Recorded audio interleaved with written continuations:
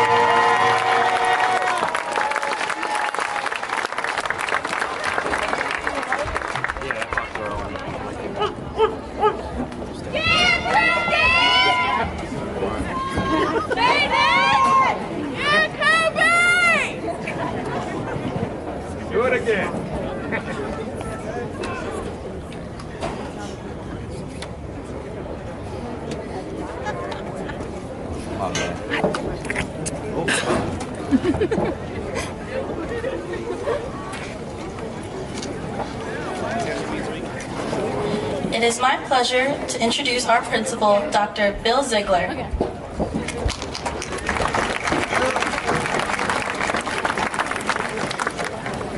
It is my honor to welcome parents, grandparents, family, and friends, faculty, staff, administration, school board of directors, and most of all, the class of 2018 to the 62nd annual commencement ceremony at Pottsgrove High School.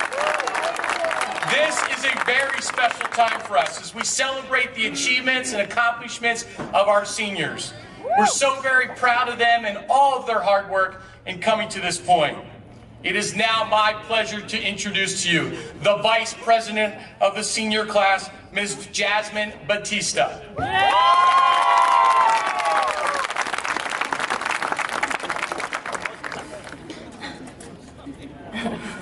Congrats 2018, we made it. Honestly, it's been a long time coming, but I'm beyond excited to stand up here to represent the class of 2018 and recognize the achievements we've accomplished during our time at Pottsgrove.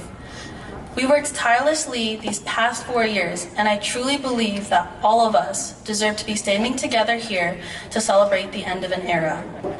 And yeah, I know y'all just want to hit fast forward and skip to the diplomas, but you can't. So I think we can take some time and look at some memories we've made here, especially in our last year. 2018 has always been hyped to support each other and our teams, and our student section is just one of the best examples.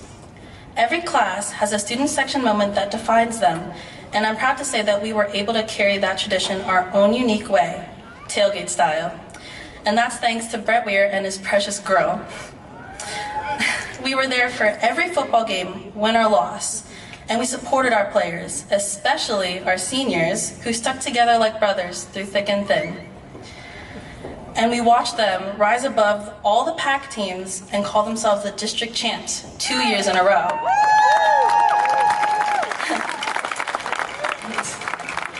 We supported our very own Michael Phelps, Pat Agnew, as he made top 8 in states this year. We supported our undefeated track team, which was led by Ashawn Calhoun, Mia Rose, Hannah Myers, and Mike Ziegler. These four, however, aren't the only ones who stepped up to the plate to represent our school. Each of our teams have motivated senior captains, and their leadership skills helped guide them through their seasons. 7-era forever. Leadership in the class of 2018 is not only found in sports, however. Academically, we were led by our valedictorian and salutatorian, Charlie Walsh and Alex Ziemba, who were great examples of hard work bringing great success.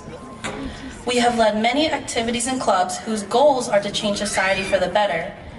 Two seniors in our DECA Business Club, Connor Keeney and Wyatt Sizemore, made it to Nationals, which was in Atlanta, Georgia. And led by the ever-so-passionate Carly Tellis, our environmental club and Spark the Wave have done a lot with environmental education and keeping our community green. They played a big part in building the rain garden and putting together many events at the local Althouse Arboretum. She, as well as Sarah Amir, Ashawn Calhoun, Mason McIntyre, and a few others, led a student walkout on March 17 this year after the unfortunate Stoneman Douglas shooting. And pushing aside our political differences, we united our school to honor the victims of school shootings and bring awareness to the subject. I also need to take time to recognize the arts here at Grove. We have many gifted students, many of those who are seniors. Our artists contribute their skills to bring color and style to our class, the best example being our Color Day banners. Shout out to Aaron Neely for killing it every year in that department. We also have performers that have been active in the music department since middle school, and I'm proud to say that I've seen each of them grow so much as musicians since then. For example, Joe Kelly and Tyler Montgomery sang beautifully in our PME in the PMEA district and regional choir. And just last summer, Aaron Neely, Aaron Schlosser, and Megan Brickle were also invited to go to 5 European countries and perform for the American Music Abroad program. These students, however, are just the tip of the iceberg. Seniors Andrew Zametti and Nick Hellis formed the band Catharsis Theory, which, as you seniors know, is who plays the music we give ourselves whiplash to on Color Day. Speaking of Color Day, who remembers the thunderous wind of the senior storm? An intense day and a bonding experience we'll never forget, Color Day was one of the best moments we've had as a class. Under the leadership of class advisor Mr. Sproul and our officers, President Sarah Amir, Secretary Casey Kunek, and Treasurer Angelica Peel, and Vice President, me, we chased the well-deserved dub we were hungry for. And throughout this day, we created connections with one another that felt different than usual, something closer to a family type of feeling. However, this big family feeling was not something we weren't already familiar with.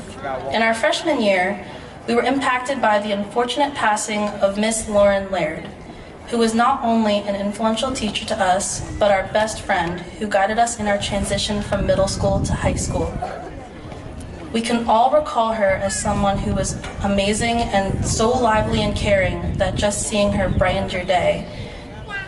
We mourned together at her memorial service, all while realizing the distinct bond that we share is more than of a typical class, and that when it comes down to it, we all have a friend in one another. And though we've had our fair share of beef these past 4 years, many of us have found it in our hearts to forgive and treat one another with respect. A good friend of mine, Sarah Amir, said this, and I thought it was a perfect quotation because it's a good lesson to learn early on. Never regret your mistakes, learn from them because they have led you to be the person you are today. However, be aware of the people who never forget those mistakes and carry them forward in the future in an attempt to ruin you. They are the ones who never want to see you be successful. They are the ones who don't clap when you win. They are the ones who want to see you do good, but not better than them. Remember that. I'd like to add to it though. Remember the ones who stick with you through it all. Remember the ones who cry when you cry and laugh when you laugh. Remember that the people who help you at your worst deserve a thanks when you're at your best. And with that, I want to thank everyone I've ever met in these halls for playing a role in my life, big or small, teacher or fellow student. I want to thank my God for blessing me with the opportunity to stand and speak at our graduation. I want to thank my family for pretty much everything. And finally, I want to thank the senior class of 2018 for being the best classmates I could ever ask for. I am who I am because of all of you who are sitting here today. And though we will all soon go our separate ways, I know that the class of 2018 has the potential to succeed and thrive in whatever you choose to do. We've made our mark on Pottsgrove, and now it's time to make our mark on the world. See y'all later.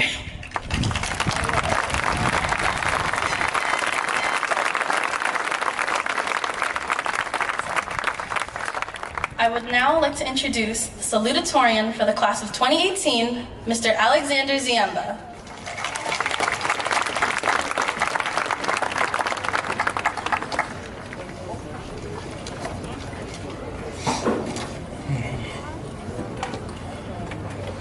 We all, as a class of 2018, have set out on our journey of life for what seems a long time ago. We started by following the path that was presented to us. First, the path led us to walk, then it led us to talk, and then to read, eventually leading us to start our careers as students. The path of the progression through school started 13 years ago, and is much of what we know as parting seniors and adults. I can remember thinking when I was in elementary school how weird it would be to be those middle schoolers that at the time seemed so old in comparison. Then in middle school, I toured the high school and passed math classrooms that seemed to be including more letters than numbers. And that class turned out to be only algebra. I had no concept of the calculus that was later to come on my trek through high school. To reach the heights of education, we cannot just follow the directions of others. We as individuals built our own paths as time went on. Some people built their paths to their individual goals and aspirations. For some people, that path may have been built toward a lifelong dream. For others, towards a dream they haven't even realized yet.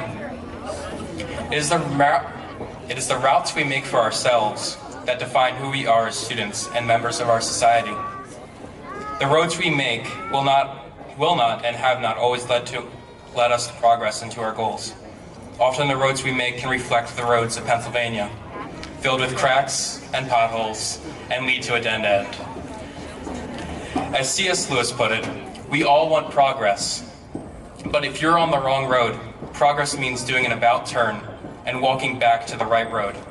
In that case, the man who turns back soonest and is the most progressive. Our roads may include twists and turns, but if we don't learn from our mistakes and correct our paths, our highways of life will become nothing more than a series of left turns.